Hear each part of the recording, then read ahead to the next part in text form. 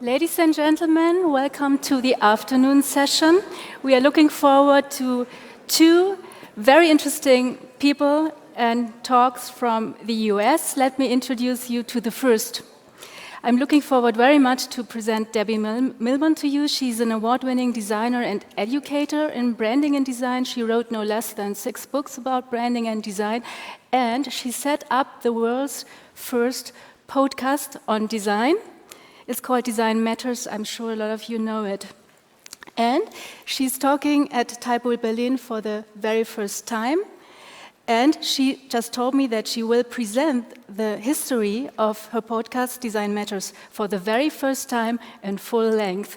Looking forward to getting to know her in person. Welcome, Debbie Millman.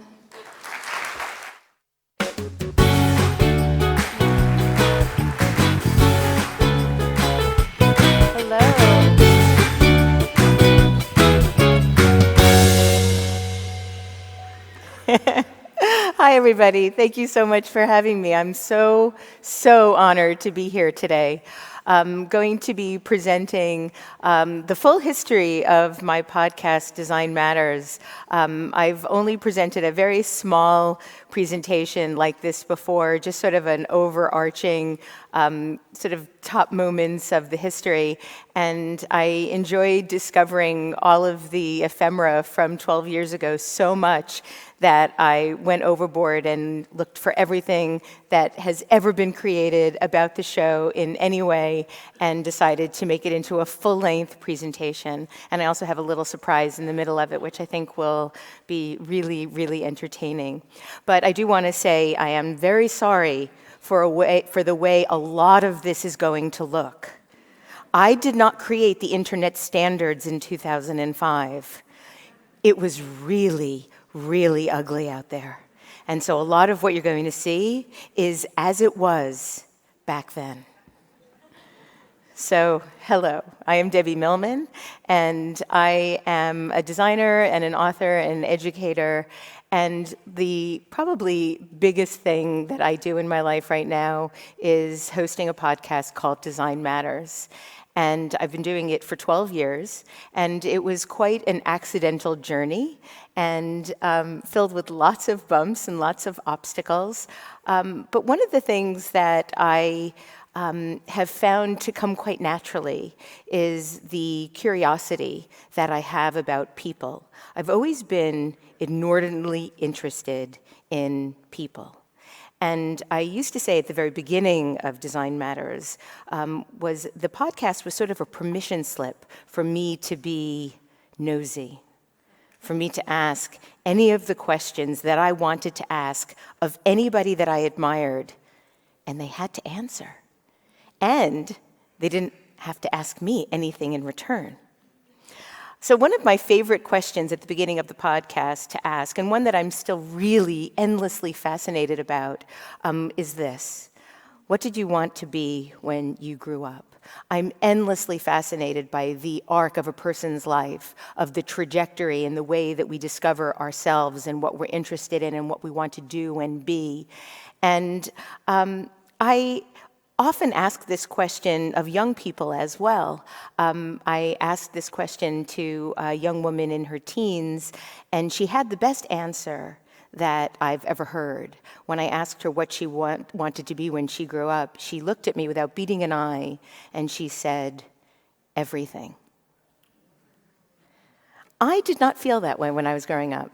I actually didn't think I could be much of anything. I had no idea what I wanted to be, who I could be, what I would become. I had very little guidance, and everything was sort of ad hoc. My mother recently moved from Queens, New York to Florida, and when she did, she downsized considerably and gave me a box of ephemera that she had had in her basement for decades. And in it were book reports, and there were report cards, and all sorts of drawings that I've been making since I was a kid. I've always been somebody that drew things and wrote things and wanted to have some sort of creative energy around me. And I came across an illustration that I did when I was about 8 years old. I'm a native New Yorker. I was born in Brooklyn. Then I moved to Queens. And then when I was in the 3rd grade, my parents took us to Staten Island. There, we spent about 2 years, and then my parents had a very bad divorce. My mother took us to Long Island, and my dad stayed on Staten Island and then moved to Manhattan. So at this point in my life, and I'm going to show you this picture, I'm about 8 years old. I had never seen Manhattan. And in this picture, 8 years old, I realized when I looked at it, first I admired my skill at 8 years old. I thought I was quite good. And then I realized that I had predicted my whole life in this drawing. So here it is. So here is the streets of Manhattan. As I said, even though I'm a native New Yorker, at that point in my life, I had not spent any time in Manhattan, so it was what I conjured from television or from movies. This is me and my mother. My mother is wearing a very popular Barbie outfit at the time, Tangerine Dream. And I have a very unique typographic style here. So you could see that I labeled things. So I labeled the bank, and the taxi, and the cleaners. And then what I did here with this truck, I labeled it potato chips. I guess it was a potato chips delivery truck. But then what I also did was I drew the logo. 8 years old, Manhattan, bank, cleaners, bus, taxi, logos. 8 years old, I drew my entire life, what my entire life was going to be as an adult. And so ultimately, I did become somebody that drew logos. I've drawn a lot of logos. I've worked on a lot of logos over the course of my career. Some of them you might recognize. I worked on developing the Burger King identity, this new 7-Up identity, which I actually really love that 7. I think that 7 is quite beautiful. The Hershey's bar, the Twizzlers candy, that's my typography, totally twisted. I did it as a comp and they liked it, so we made a typeface out of it. And Haagen-Dazs. I have been working in branding for several decades, and about 10 years or so into my career, while I really was proud of the success that I had, I realized that the person who drew that little drawing was no longer in existence. I was doing all the things that I'd predicted, but I wasn't drawing them in the way that I had drawn that little illustration. In fact, I felt that I was losing my soul. The more successful I became, the more of a fraud I felt, and I felt that I was a sellout. I felt that I was no longer doing anything that had any real meaning. I was very, very happy to have financial security, but I felt that as an artist and a maker of things, that person was dead. In 2003, I, quite by accident, started writing for a web blog. Now, in 2003, I want to paint the picture of the world for you. In 2003, there was no YouTube yet. There was no MySpace, obviously no Facebook or Twitter. And the only way that people were communicating with each other online were generally in forums. Some of those were sexual, some not. And Armin Witt, a young 20-something-year-old upstart, first from Mexico, then a Chicagoan, decided in a moment of utter boredom to start a weblog that he called Speak Up. And I became a writer for Speak Up. And for the first time in my adult career, I felt like I was part of something that was a little bit bigger than just myself. I was part of this sort of merry band of rebels, and I suddenly felt that as I was writing, my soul was rebirthing, and I was becoming a person again. And I wrote a piece on Speak Up in 2004. And I wrote it with a friend of mine, a very dear friend of mine named Mark Kingsley. And it was the first time in my life that anything that I did went viral. I had never experienced anything like it before. We wrote about the way the maps were drawn during the 2004 election. And we quoted George Bush. This was an actual statement that he made. This is historic times, so you can see that he did have some grammatical issues. A friend of mine thought I'd be interested in this article so much she emailed it to me. She didn't realize that I had actually written it. And after that, very surprisingly, very mysteriously, I got a cold call out of the blue from a fledgling internet radio station called Voice America. This is what it looked like. Voice America called me. They had seen this article, and they were interested in knowing if I would be interested in hosting an internet talk show on branding. They had me until internet talk show. I really wasn't interested in doing an internet talk show on branding. I wanted to do an internet talk show. I thought that seemed really, really interesting, and I also thought it would be great to make a little bit of extra money. I pushed back and said, how about an internet radio show on design? And they were like, well, we really want you for our business channel, Voice America Business. We really want you to do it on branding. And I was a little bit despondent, but I decided I would pitch them harder on the idea. And I thought I could intersect, at least at the beginning, branding and design. And I had just rebranded a Pepsi drink called Pepsi Edge.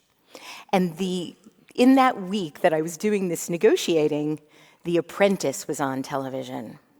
We remember The Apprentice. How can we forget The Apprentice? And that episode featured a redesign of this brand. And I thought, since this was happening all in real time, I would persuade them to let me do the show on design, but with sort of a sidebar of branding, and talked about how I knew the people that worked at Pepsi and I could talk about the design of the brand, and they said yes. But this wasn't a money-making venture for me. This was a money-making venture for them. I had to pay them for the airtime. So I got invoiced. I had to pay about $5,000 for the first 13 shows. But I thought, this is going to be an investment in me. It's something I'm excited about. I don't want it to have any commercial value at all. I didn't want to create a logo. I just wanted it to be this experience that I could have that would be creative and artistic and free.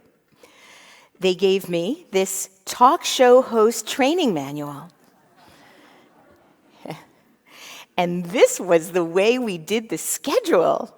So my very first show happened on February 4th, 2005. I invited my dear friend John Fulbrook. He was the creative director at Simon & Schuster and did the book covers for Simon & Schuster, mostly because John was the most talkative person I had ever met. And I thought, if I choke, if I don't know what I'm going to say, he'll just take over. So this was the intro. This was the promotion for the first shows. Look how young I was. I love this picture. I was like such a badass. And I called everybody that I knew and everybody that knew somebody that I knew. Nobody had really heard about internet radio before, so most people seemed to be kind of interested in doing it. And in the first 13 weeks that I did the show, I really was able to get a few more people than just my friends. And by the first 26 shows, I was actually able to get some real legends. These were the people in the first season of the first 26 episodes of the show that I did. I was still writing for Speak Up at the time. And one day, when Armin had done a little bit of a promotion for the show, somebody wrote a comment in this article. I found this morning. I think I owe my entire career to a man named Michael Holdren. Howdy, Debbie. Will there ever be an archive of your show with the new podcasting feature on iTunes? This would be a great opportunity for those of us who can't catch the show every Friday to take it with us and listen to it when we do have the time to do so. July 2nd, 2005.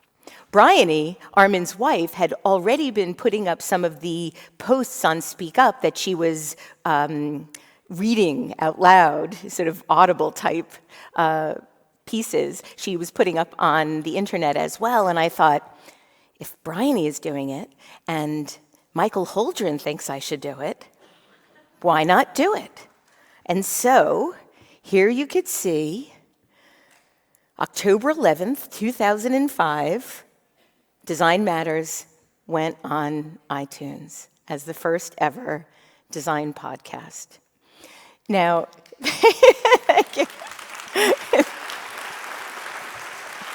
oh, there's so much more to this presentation, and you are going to laugh when I play some things for you.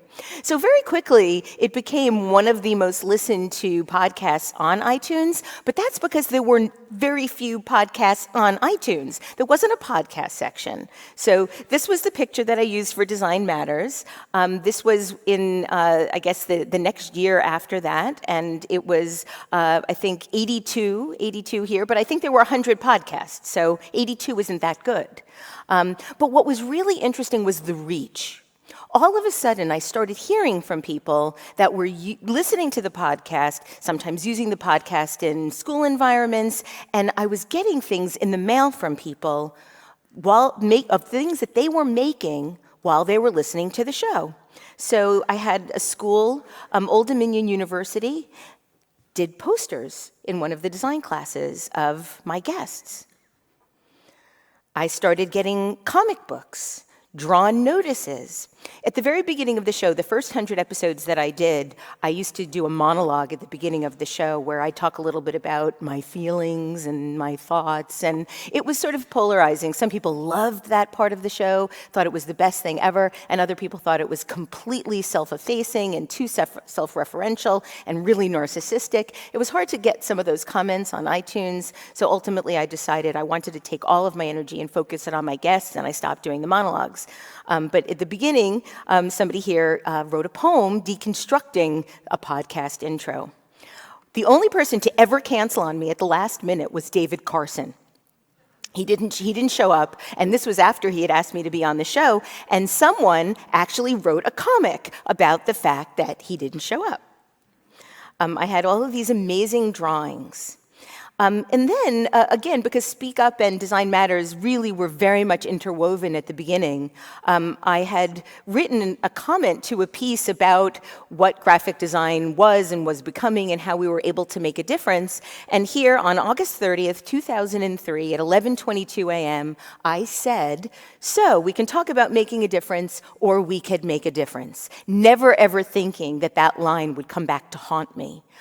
Dawn Hancock from Firebelly Design in Chicago decided to make a poster out of that statement, and I was so flattered and so sort of surprised that somebody would take anything that I was saying seriously that I decided I'm going to use this as the sign-off to my show, and that's what I've been doing ever since. And people ask me all the time, where did that line come from? Well, it came from a post that I wrote on Speak Up in 2005 that Dawn Hancock decided she liked.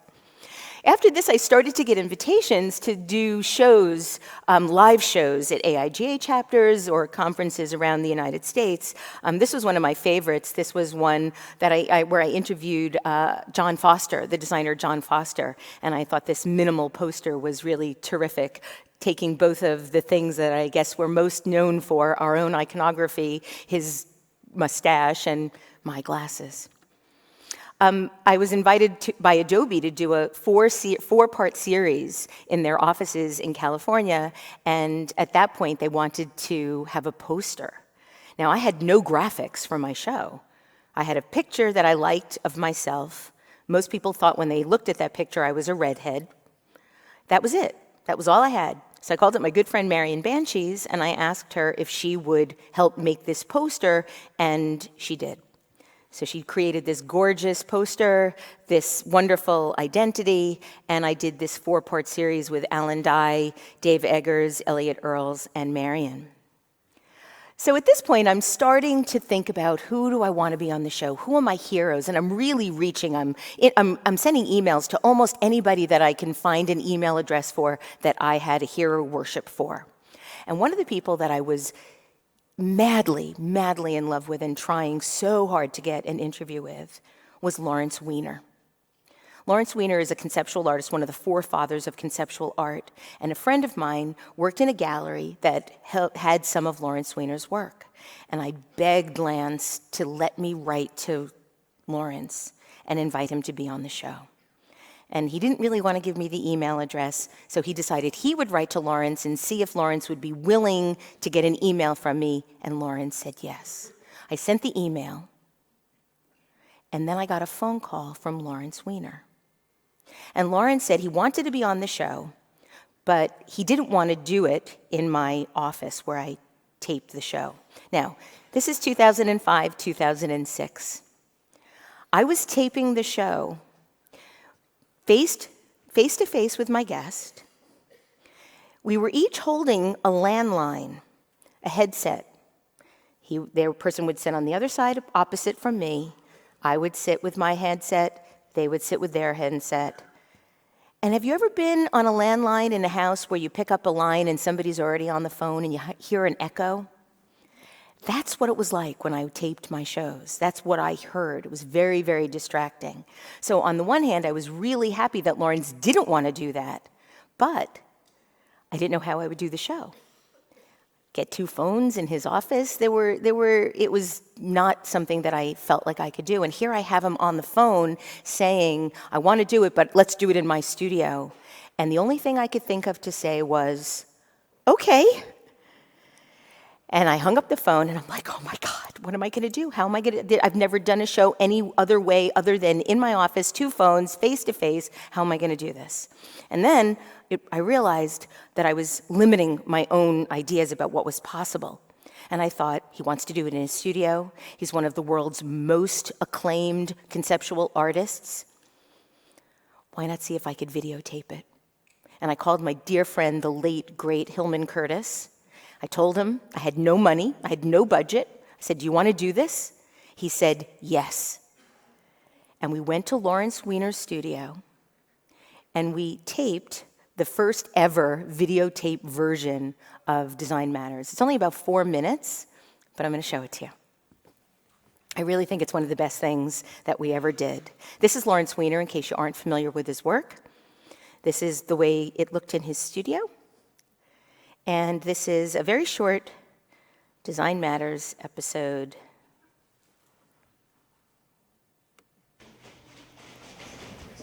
And it starts out very quiet.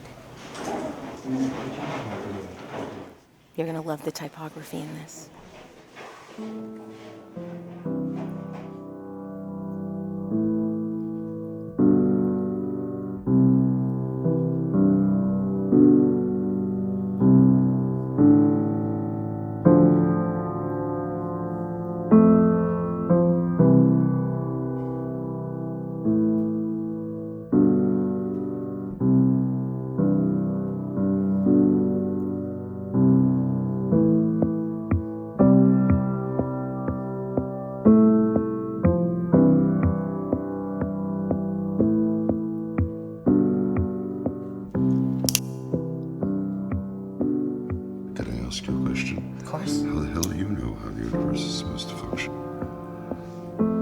We have no reason to determine how the universe works. We have a reason to determine how the universe presents itself.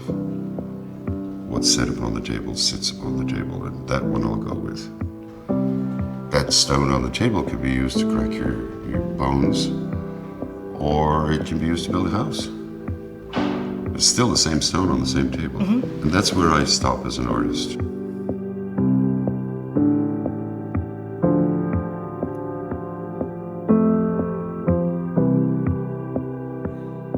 In 1960, I guess, the first time I did these things, I thought that an artist went off and worked, and then every once in a while came down the mountain with their pack on and laid out what they've done. And it don't work that way. You are in the stream of life, whether you like it or not. And if you're going to be in the stream of life, then you have to accept the responsibilities. I would like a few more of the pleasures, but there doesn't seem to be time.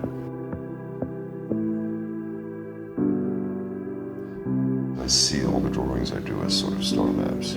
They're for people to find their place within the culture, rather than within a specific area. Maybe that's why I'm so interested in designers, is to set up a pattern for people to understand where they are, and from that they can determine what it is they want to do, and they can figure out how to do it. I see it the way, as notes on a scale. In the old days, one tried to find a typeface that was not authoritarian, that was still elegant, and I prefer sans serifs. And everybody was using Helvetica, and it's one of the typefaces that I absolutely detest. Why is that? It's totally authoritative. It, in fact, does not adapt itself to things, and all information that comes out in Helvetica is saying exactly the same thing. It's telling you that this is cultural, this is intellectual, and this is intelligent. I'm rather afraid that words don't start off being cultural, intellectual, or intelligent. So I found a typeface that I liked, which was Franklin Gothic condensed. It reminded me of the working class Dutch letters that I'm intrigued by. When a young person has the privilege of being able to design, being able to attend school, being able to do that, and does not accept the responsibilities of their own time, and it doesn't really matter in the end what side they fall on, do you really want to entrust your culture in their hands? The people who wandered off when a school was closed down, they just continued their career track and they kept themselves going. Those are not the people who are supposed to be making your culture. Artists as well, when they find themselves in a situation where there's an unaccommodating structure and it isn't immovable, you figure out some way to go over it or under it or around it. You don't just stand there and say, okay, I'll join it. The same basic principle, you gotta be who you are, no matter how dangerous it is. You know, going off with your tail between your feet, going off into the country, doing this, doing that. Fine, art is of the moment, design is of the moment.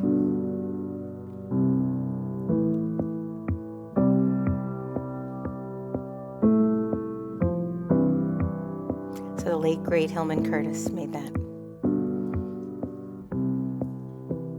And Hillman's son made that. So, in 2007, the iPhone was launched, and suddenly you can get podcasts on your phone. So this is what it looked like back then. Again, no logo, no nothing. I had one really, really big problem with Design Matters. One really big problem. The sound. The sound was horrible. We were doing the show on 2 telephone handsets.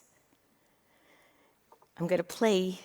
I'm regretting even the idea that I thought to do this, but I'm going to show you. Ooh. Well, that's why it sounded so bad, because I felt like I was working with Wayne and Garth on Wayne's World. But it's a little technically challenging for me to do this. Oh, here we go. Okay, hold your ears. Oh. As I said, technically challenging. Why can't I do this? Oh, here we go. The bottom line in business talk. Voice America Business. Just wait. It gets worse. Really worse. Welcome to Design Matters with Debbie Millman, the show that takes you inside the provocative and stimulating world of design and branding as it intersects with contemporary culture. Here's your host of Design Matters, Debbie Millman. Okay, now it gets really bad. Imagine a world where nothing is as you expect it to be. You take a drive in your car. I don't even know how it's possible that this show was on the internet at all. It was horrible. So, yeah, that was because I was working with Wayne and Garth, and it was a Wayne's World operation. I did 4 years worth of episodes with that sound, and it is amazing to me that anybody still listened. I did 4 years and 100 episodes on Voice America Business, and I was paying them. when I had told people that I wasn't going to do more than 100 episodes on Voice America, and that I was going to try to find another place to put it, the problem was that I didn't know how I was going to do it. It was going to be expensive. I didn't have the money to do it. One of my friends commemorated the 100th episode with yet another cartoon. And then something really interesting happened. I was offered an opportunity to start a master's in branding at the School of Visual Arts. Steve Heller and I co-founded that in 2009. And as part of, and it was 2009 at this time, as part of building out the studio for my students, I asked the president of the School of Visual Arts, a wonderful man named David Rhodes, if he would consider building me a podcast studio in the space, because other programs had podcast studios as well. And so we started the program in 2009, and I went back on the air in a studio. At that point, Bill Drentel, the late, great Bill Drentel, asked me if I would be interested in bringing the show to Design Observer. But he did it with one proviso. He said the only way he would bring the show to Design Observer was if I improved the sound quality. And so I did. He introduced me to a wonderful man, a man named Curtis Fox, who became my producer. He's been my producer ever since 2009, and we launched the show on Design Observer in 2009. And here you can see we had a makeshift logo at the time. This was sort of the way that it was created strictly for iTunes, and one of the production assistants at Design Observer did this for me. Just a bad old picture of me on the top there. And here is my studio. It's a tiny little studio, but it's perfect and wonderful. And here I am with Alyssa Walker, and there I am with Amanda Palmer, and there I am with Jonathan Adler. And then these were some of the guests that I was able to invite in years 5 through 10. When it went back up on iTunes, it was new and notable. And this was my most favorite comment. Audio quality fixed. I really appreciate the improved audio quality in this new season of Design Matters. Debbie's at blah, blah, blah. So here you can hear again, I'm going to try to do this. Yeah, here we go. This is now how the audio sounds. Still using the same song by RJB2. This is Design It's called Matters Ghost with Rider. Debbie Millman from DesignObserver.com. That's Curtis. On some recent programs, Debbie Millman spoke with Michael Arad about the 9/11 Memorial Plaza. I think design is a process. It's about constraints, and it's about responding to these constraints creatively, but without losing the vision of what you're trying to do here. With Marianne Banshees about her highly ornamental designs. In graphic design, we're taught that we're supposed to focus on this message of the client. And you're supposed to get that across as quickly and effortlessly as possible so that people get it and move on. And I'm trying to do just the opposite. With Jessica Hish about specialization. Specializing is good.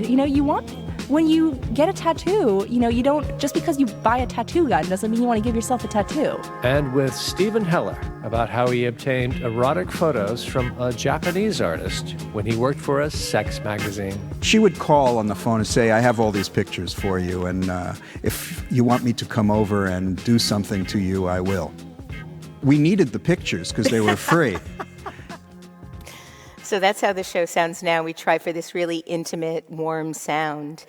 In 2011, quite surprisingly, the show was nominated for a People's Choice Award for the National Design Awards, the Cooper Hewitt Smithsonian National Design Awards. I was in number 2 position through almost the entire competition. I was number 2. Number 1 was the High Line in New York City. So I thought that there was absolutely no chance that I was going to win. But somehow I did, and I got to go to the White House and hang out with Michelle. Look how tall she is. Thank you. I continued to do the live shows, so I did several shows with Milton Glaser, a wonderful show, another show with Hillman Curtis, with Massimo Vignelli, and a show with Malcolm Gladwell. And again, I started to see these wonderful pieces of art that people were making that were listening to the shows, and they were sending them to me. So lots of people this I guess was the craze where people started doing the written notes. So here's one when I interviewed the guys from MailChimp, Maria Popova. Amy Webb and Amanda Michael. This was an illustration that appeared online, and I didn't realize that it was done by none other than Aaron Draplin. And I invited him to be on the show, and he came on the show, and at the time, he gave me a really hard time about the iconography for the show. He couldn't understand how I could be creating a podcast about design and have such a bad logo. So this was the way it looked in 2009, 2010, and 2011, 2012, 2013, 2014. So when Aaron came on the show, he surprised me with a new logo. Not just one, but a whole range of logos. He took it upon himself to design for me. And this is what they looked like.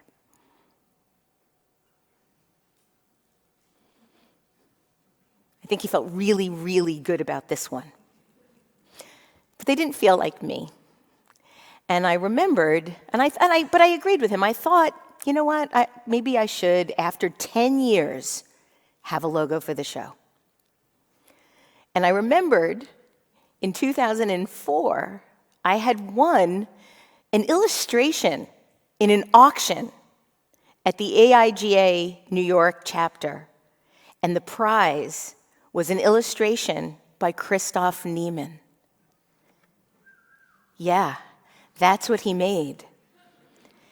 And I gave it to Armin Witt, my dear friend Armin from Speak Up, now runs Brand New, and he turned it into this, my logo. He then, because 10 years has gone by, and I don't even have a website. I'm supposed to be an expert in branding, and I have done nothing to brand this show. And he made me a website. And then I started to branch out and try to start to think about how I could transition the show from a show that was about designers talking about design to something that I felt was even more interesting, which was how creative people design their lives. How do people become who they are? How do they make the decisions to become who they are? What are the obstacles that they face? What are their insecurities? And that is now the centerpiece of my show, how a person becomes who they are. And here's a list of some of the people that I've interviewed that I'm most proud of. So I've interviewed musicians, artists, poets, designers, thinkers, makers, fashion designers, interior designers, ceramists. And I still do lots of live shows. Here's a show that I did with Abbott Miller in the National Building Museum in Washington. Seth Godin, Ed Ben-Get, which was hysterical. Chip Kidd, and I still do lots of special shows. I did a show with designers and books. I did a show with Adobe on young designers, up-and-coming designers. And after all these years, the show has suddenly been in lots of top lists of design podcasts.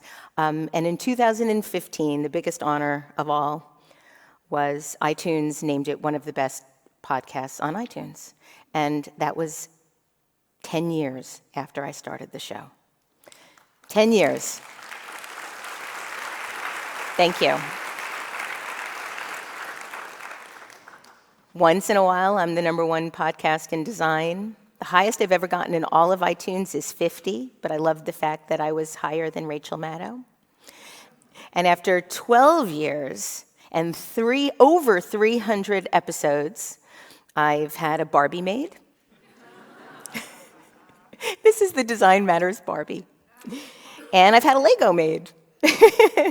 And I still have wonderful posters that are sent to me. And I've learned a lot. And I wanted to just share with you a couple of learnings. I believe that we're now living in what I call a 140-character culture. We expect things to happen really fast. I was in a presentation, and a young woman asked me a question, and she said that she was having some trouble getting any traction for her writing. And she'd had created this blog, and she was concerned that no one was reading it. And I said, well, how long have you had it? And she said, 6 weeks. I say this a lot, that we're living in this 140 character culture, and we want things to happen immediately. And we think somehow, and I think the pressure for young people, especially in their 20s, is really, really hard, that if you don't make it by the time you're 30, somehow that means there's something wrong with you. I didn't start Design Matters until I was 44. 44. So I think everything worthwhile takes time. And I say that a lot, and people seem to be repeating it back to me in different ways. These are all things that I found online. Expect anything worthwhile to take a long time. I think the longer it takes, the more mature you'll be, and the longer it could last. I also say that busy is a decision. I think that the best way, if you are interested in making a name for yourself, is create your own self-generated work. And if you think you're too busy, I want you to rethink your priorities, because I think when we say we're too busy, what we're really saying is it's not a priority. And so if you want to do something, you can't find the time. You have to make the time. And if you don't, then maybe you don't really, really, really want to do it. I also think that confidence is overrated. And this I say a lot on the show. This is a wonder. I love that somebody made this poster. I had said that I felt that confidence comes after repetitive success at any endeavor. People are like, well, I'll do it when I feel more confident, when I feel more confident. But you don't just come out of the gate confident. When you start riding a car, when you start driving a car, you don't have confidence. You evolve to having driving confidence to a point where when you get into a car and you drive, you don't think, I might crash and die. You just get in the car and drive and take you to the next place you want to go to. And I think any endeavor is like that. What is more important than confidence is courage. Take the first step. Once you take the first step, you then have the opportunity to do it again and again and again. You see it won't kill you. And then the confidence will come after repetitive success at any endeavor. You have to decide that you want things. And then you have to make them happen and keep doing them even if they're terrible. And this is a line that I said in one of my monologues. In order to strive for a remarkable life, you have to decide that you want one. I didn't feel like I was having a remarkable life. I felt like my soul was dying, and I did the only thing that I felt that I could do to save it, which was to make things. And in the process of doing that, I realized that I am happiest in my life when I'm making something. When I'm making a drawing or an illustration or an essay or a lesson plan or a podcast, that's when I feel most alive. So I don't think it's wrong to be afraid to want a lot. If you want a lot, you can get a lot. And then lastly, we can talk about making a difference, we could make a difference, or we can do both. So thank you very much. Thank you.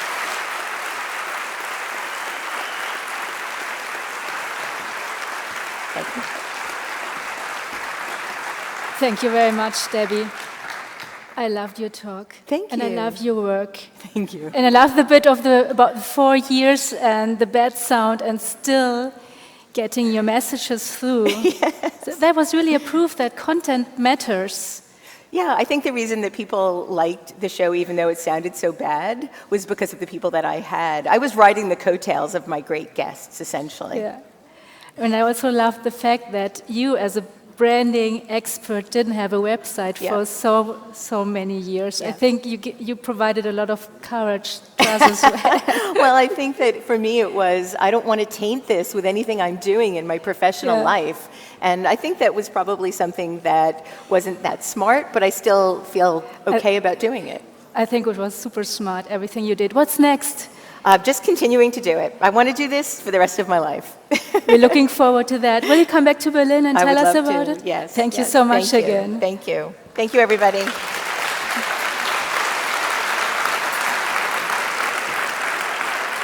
We're having a short break now, 5 minutes, 10 minutes, and then we...